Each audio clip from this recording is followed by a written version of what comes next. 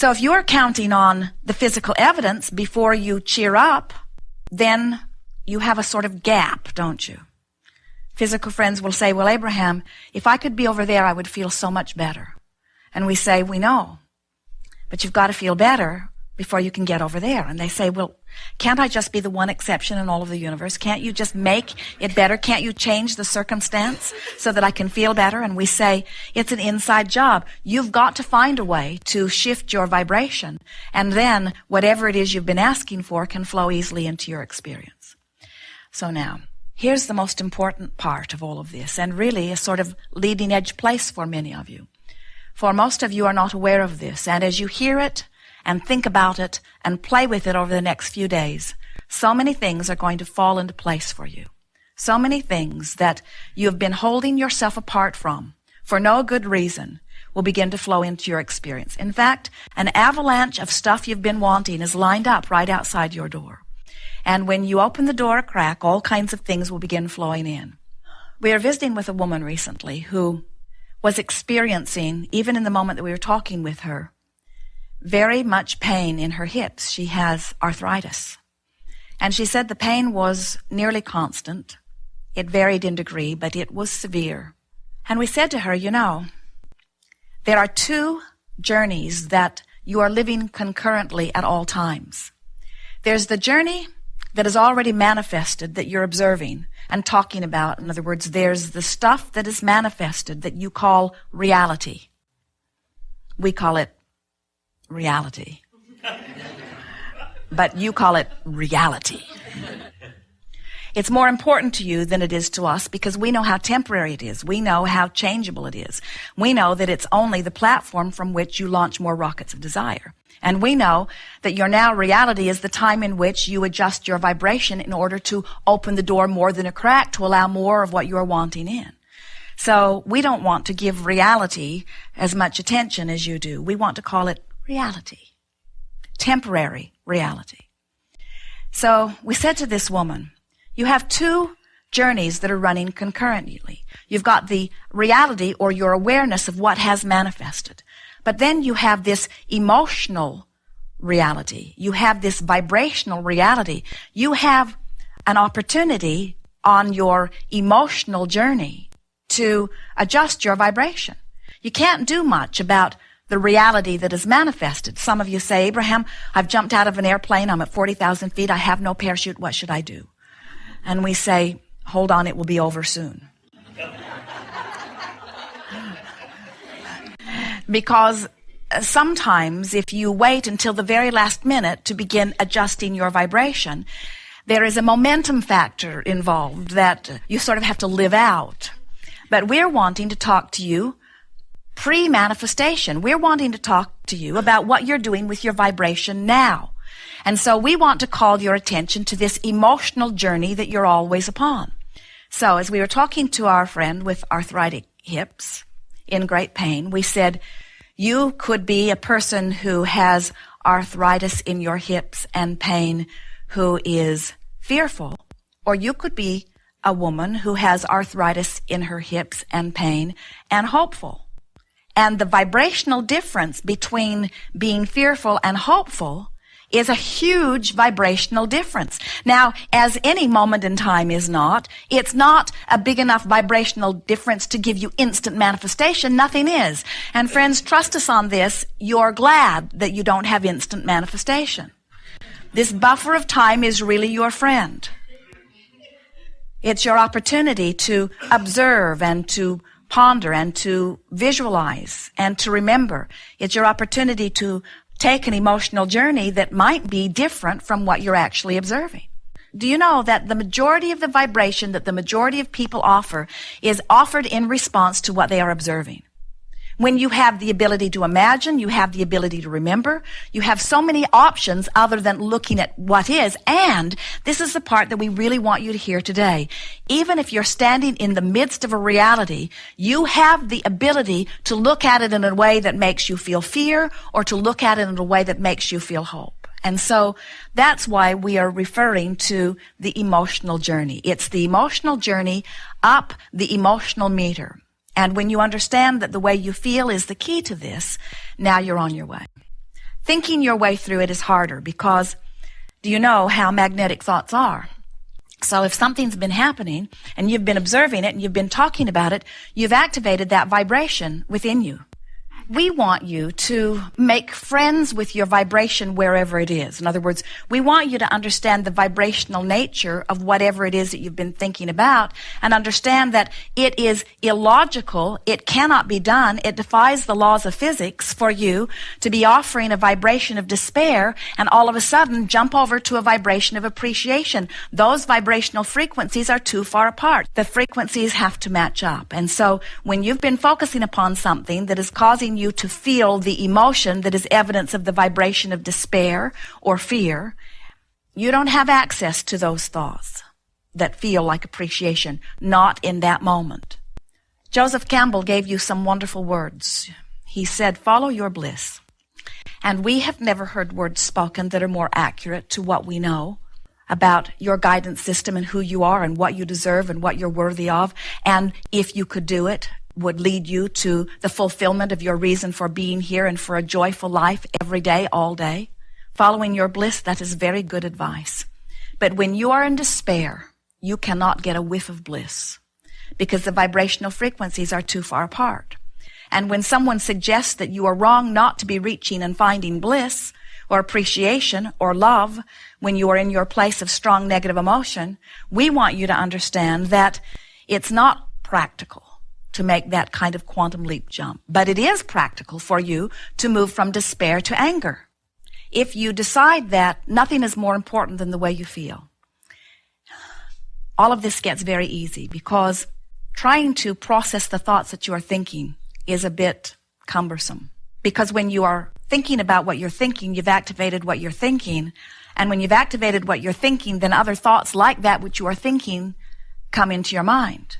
And now you've got a more activated thought of that which you were thinking. And then you say, I'm not going to think this thought that I'm thinking because I'm thinking that this thought that I'm thinking is not the best thought that I could be thinking. But you're still thinking that thought that you're thinking.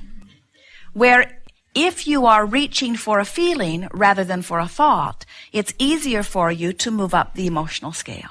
And we want you to realize and watch and feel as we move through this day that the feeling of moving up the emotional scale, or the feeling of moving from resistance into allowing, or the feeling of shifting your vibration from one that is disallowing your connection to who you are to one that is fully allowing your connection to who you are. This process of moving up the emotional scale is a step-by-step process. It's something that you have to feel your way to.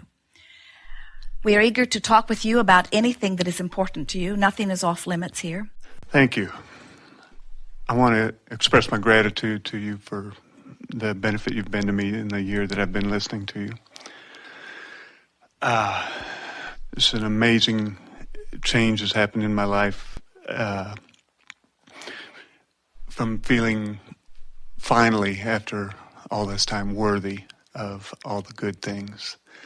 I've always been blessed with wonderful health and a wonderful family and wife and kids and relative abundance, certainly in the 95th percentile of the planet. And yet there's something in me that didn't think I could have it all, and now Well, you couldn't be too far out of whack or you wouldn't be living the life you are. Yeah. In other words, you were closer to alignment than you wanted to accept because you've been trained, as a lot of people have, to believe that you should struggle harder for the good that comes to you. Yes. And when it comes relatively easily, you feel guilty about that. And there are a whole host of people that are out there not very well connected that work very hard at making you feel guilty. In other words, they want you to feel guilty. They want you to suffer more than you do so that they feel better about the suffering that they're doing. They don't do it consciously. Well, some of them do. But on the whole, they're well-meaning. So how have you come about giving it up? I think I just got sick and tired of it, and I'm not going to take it anymore. We think so too. Yeah. We think the contrast of it just got feeling bad enough, and you realize that you're supposed to feel good, and feeling good was something that was natural to you, so it was an easy transition to make. And we want to let you know, of course, you're already beginning to feel it because the momentum is swelling. Yes. But all of that well-being that you've been living is small in comparison with what is now coming as you've brought yourself into alignment with now knowing that it's all right to let the good times roll. Yes. Thank you. So I guess my hesitancy in coming up was it's also wonderful. I just want some minor tweaking. It's like I set some really big business goals in the beginning of the year, and that basically 4 times anything I'd ever experienced in any other year. And about 2 months ago, I was nowhere near it, and then I finally allowed myself to feel worthy, and then immediately things started flowing in, and this huge deal is working out in my life, and it's going so smoothly. And then there's little bumps in the road, and like the client calls in and says, I changed my mind, the deal's off, and my secretary takes the message, and she of course feels bad for me because she believes them, and I say, well, they just don't understand. I call them back up, everything's fine. It's like there was some joy in seeing that other people thinking the reality wasn't going to happen, but it's really happening. And so now there's been like these 3 or 4 peaks. And it's like, am I creating that myself? Yes, and you are doing it because there is a part of you that you want your hands in the clay, and you want to feel responsible for the creation, and you want to, in essence, earn the good that's coming. And so you're not quite ready to just let it happen. Yeah. That's the tweaking that you're wanting to do. You're wanting to justify it just a little bit by suffering at least some. Yeah. And in that, clarity is coming forth. In other words, when something looks like it's not quite going right, clarity relative to rockets of desires happen, and the future experience gets better as a result of that focused attention that is then required. You see, this is ideal creating. When you get to this place where you've set goals that thrill you, but they're not so big that they feel out of reach, and it's still interesting enough that you want to focus upon it, but when something goes wrong, it doesn't knock the wind out of you because you have enough confidence that things are going well.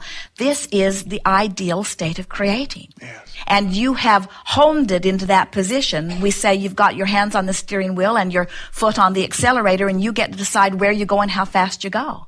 And if it gets going too fast, you can slow down, and if it's not fast enough, you can speed up. In other words, this is what creating is. And you have come to consciously acknowledge that it is the focusing that makes it happen. So much so that when your secretary gets the information about what seems to be the action reality, you didn't let it divert you from the emotional journey that you'd already decided to take. And so since you didn't let it divert you, the action journey couldn't be diverted either. Right, right. Yes.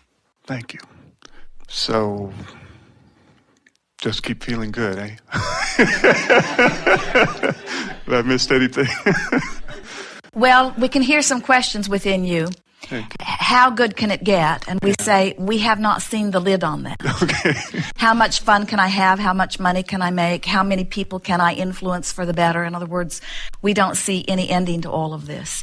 But your work is constant, and it is the same work. It is managing that distance between the desire and the current in the moment vibration. And so you can't be off the wall excited all the time.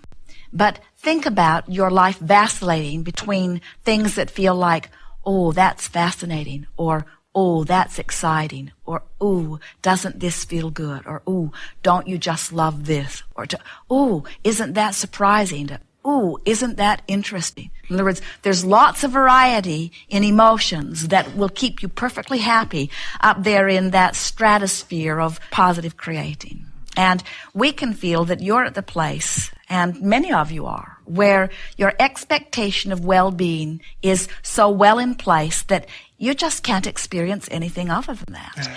And so just relax and continue to savor and enjoy. And we want to amplify the word savor because you're on the brink of so much expansion that the savoring will be an important element in keeping you in balance.